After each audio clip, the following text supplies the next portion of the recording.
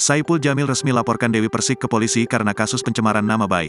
Didampingi kuasa hukumnya, Saipul Jamil melaporkan Dewi Persik ke Polda Metro Jaya, Selasa, tanggal 8 Agustus tahun 2023. Menurut kuasa hukum Saipul Jamil, Raja Simanjuntak mengatakan bahwa pihaknya resmi melaporkan Dewi Persik atas dugaan pencemaran nama baik dan fitnah. Kalau UU Hukum Pidana, UU ITE ayat 1 dan 3, sebut Raja Simanjuntak dilansir dari akun YouTube Selebcam akibat laporan tersebut, Dewi Persik juga terancam akan dihukum selama 6 tahun penjara.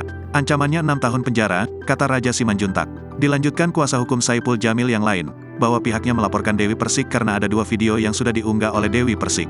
Ada 2 video yang diupload, tantang dilaporkan inisialnya DP. Setelah berjuang beberapa jam, akhirnya laporan ini diterima, kata kuasa hukum Saipul Jamil. Video tersebut diduga mengandung indikasi asusila dan tidak seharusnya disebarluaskan. Video itu juga mengandung pencemaran nama baik dan fitnah, karena ada video yang diupload di Instagram, karena konten itu rekan benar, katanya.